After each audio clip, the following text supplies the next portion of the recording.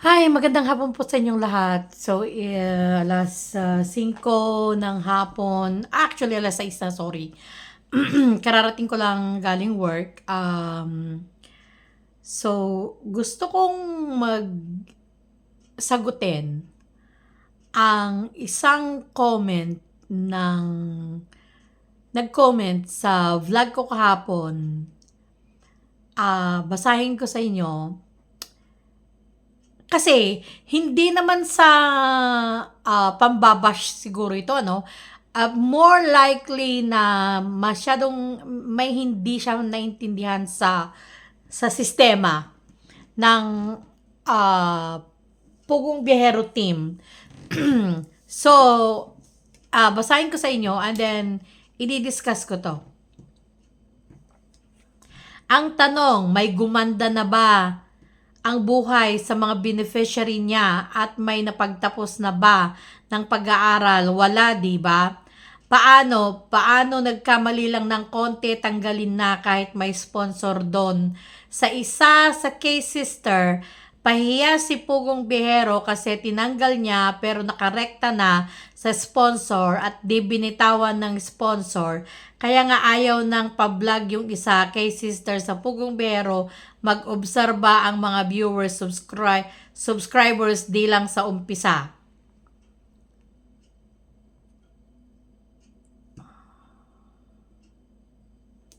Okay. So, sasagutin ko to, no?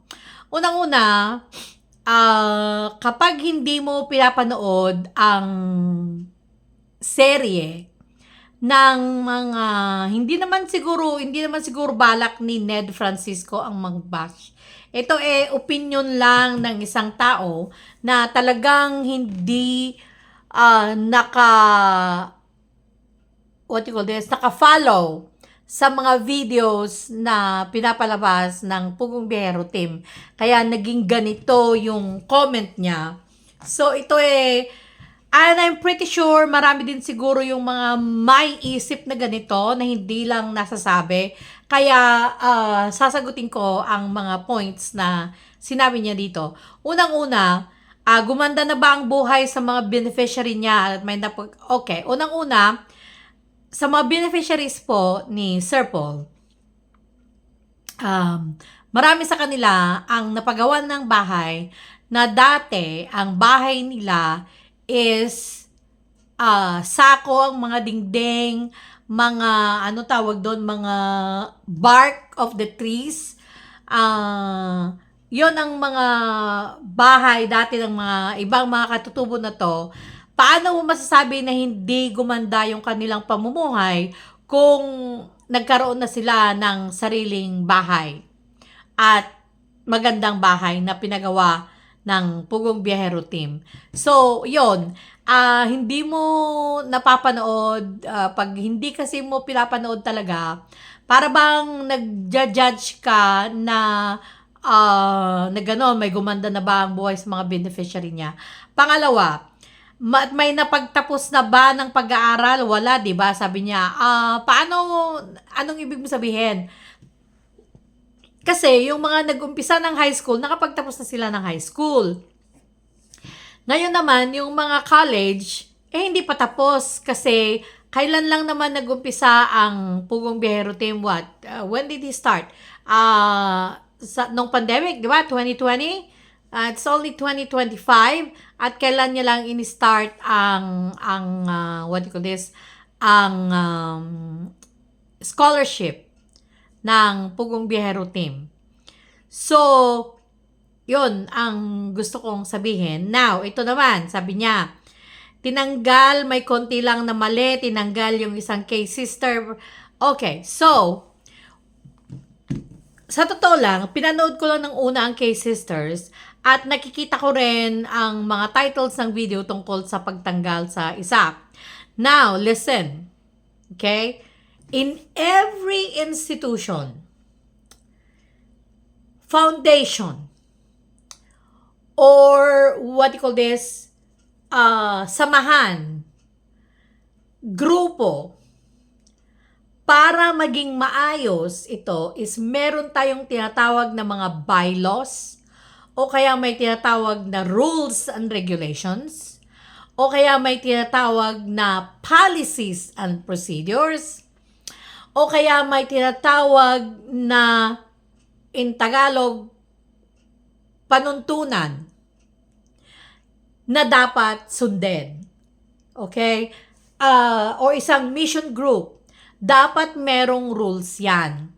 Dahil kapag walang rules na sinet up ng isang grupo, magiging magulo. So now, kung ang rules and regulations ng Pugong Biyahero Team, let's say for example, I'll give you an example. Kinakailangan hindi bababa sa 80 ang grade ng isang scholar. Yun ang rules and regulations na nakasaad sa bylaws ng Pugong Biyahero Team. Ngayon, kapag, yun na, and then remember, na bago sila maging official na mga scholars ng Pugong Biyahero Team, is pinapapirma sila. May pirmahan na nangyayari. Right? So, ibig sabihin, pumayag ka doon sa rules and regulations na ibinigay ng Pugong Biyahero Team. Okay? Or ng kahit ano pa yan na grupo. Ngayon, alright, yung isa pa yung laging sinasabi ni Sir Paul, bawal makipag-boyfriend, bawal makipag-girlfriend habang nag-aaral pa. Okay. Does that make sense? Yes, it makes sense. Does it make sense na dapat ang isang scholar is hindi bababa sa 80% ang grade? I'm not really sure kung ano yung rules and regulations ni Sir Paul about the grades, pero I'm just giving an example. So yung example ng rules niya, the rules and regulations niya is hindi dapat bababa sa 80. Now, rules yon ng foundation. Pag nailagay na rules, hindi mo pwedeng maging exempted ang isang scholar dahil kung exempted ang isa, then i-exempt mo ang lahat. Does that make sense? Okay?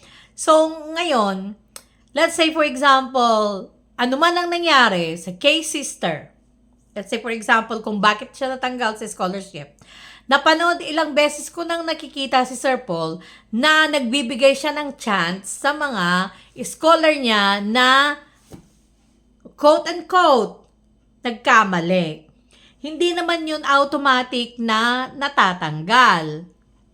Okay. Nagbibigay siya ng chances. Okay. And that goes for every scholars ni Sir Paul.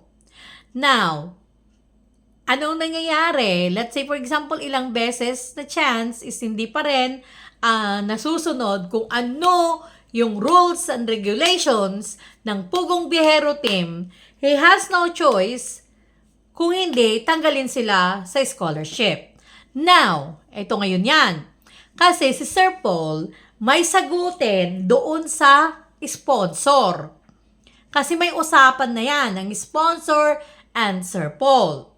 Ngayon, for example, sa pangyayari man na matanggalin ni Sir Paul dahil hindi sumunod sa rules and regulations ang isang scholar at gusto pa rin ng sponsor na ipagpatuloy na sa sponsor na yon, at least wala na ang Pugong Biyahero Team sa responsibilidad.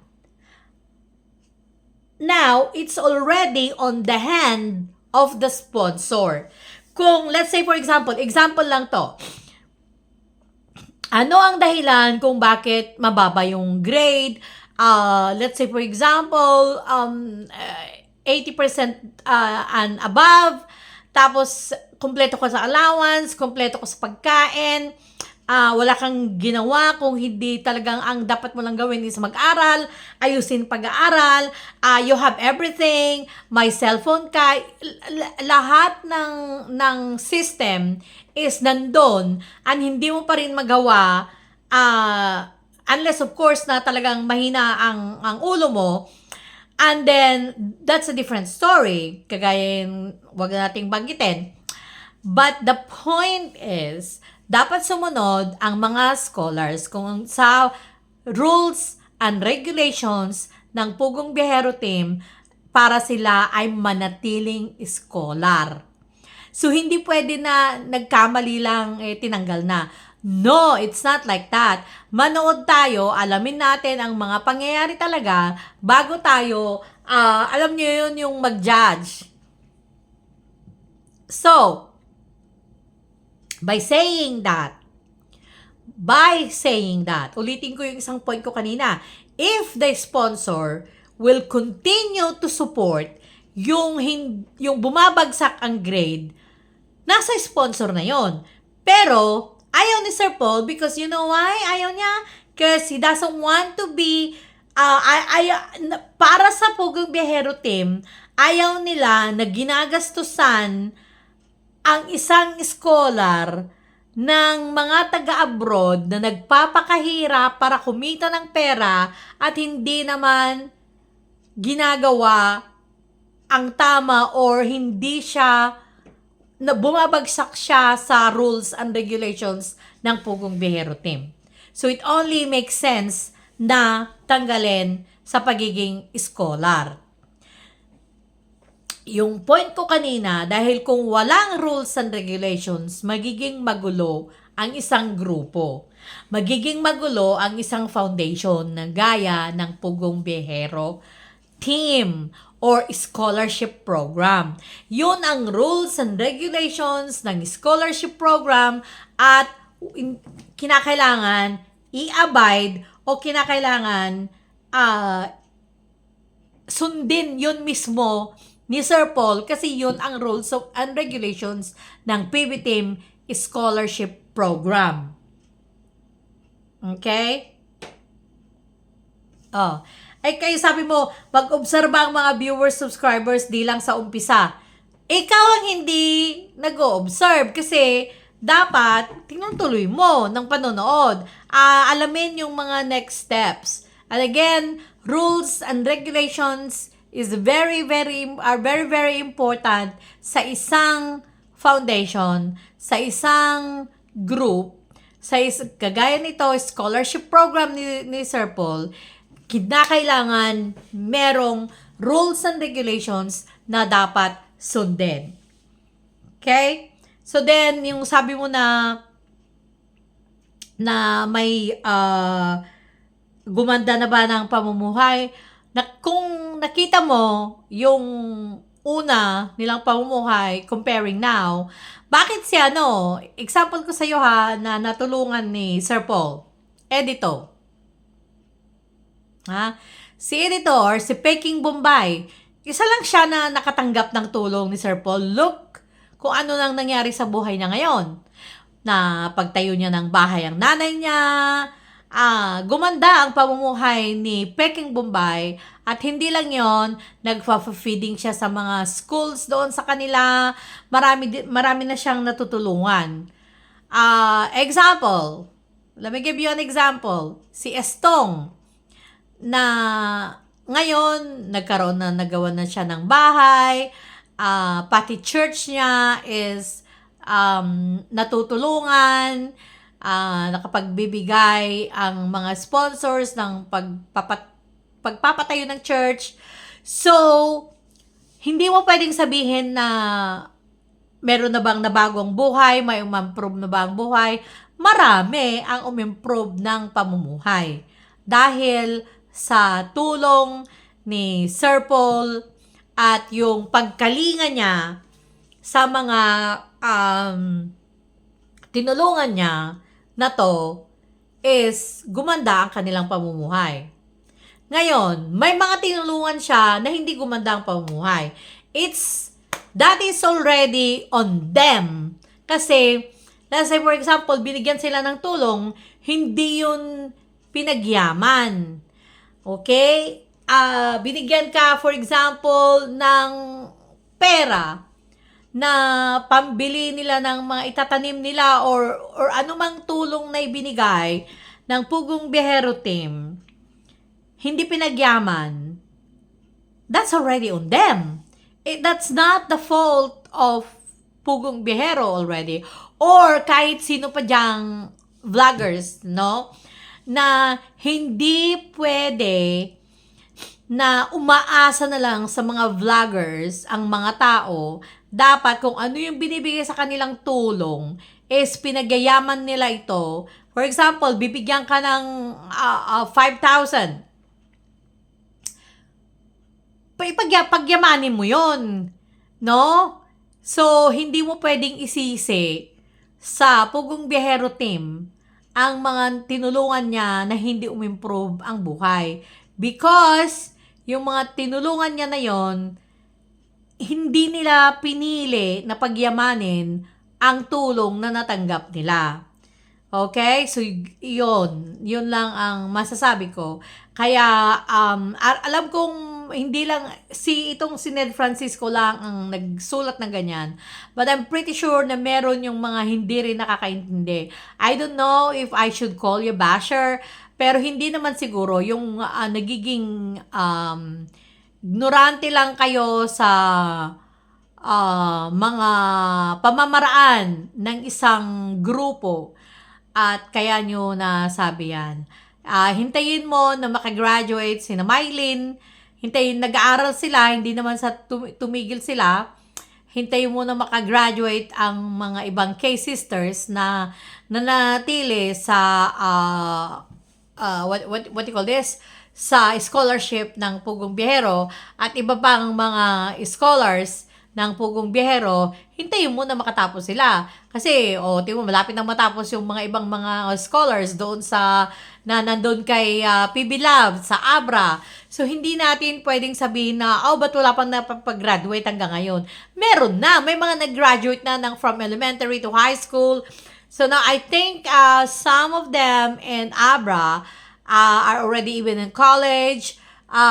What do you call this?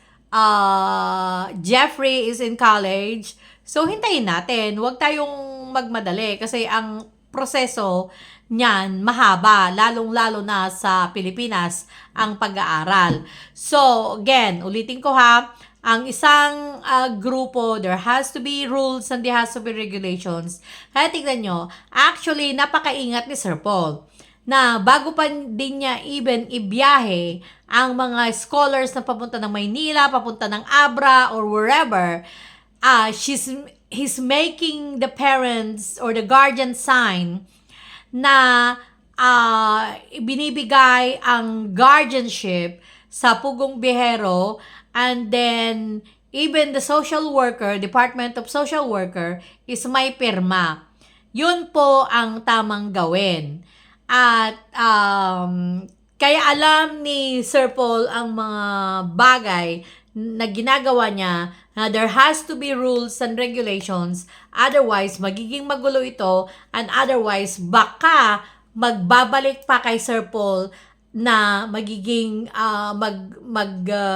tinatawag nito is babalik pa sa kanya na siya pa yung mapasama. So si Sir Paul, he's covering all bases. Make sure na may pirma, may ganito, may ganyan, which is dapat lang. So ngayon, kung hindi sumunod sa rules and regulations, dapat lang natanggalin sa scholarship.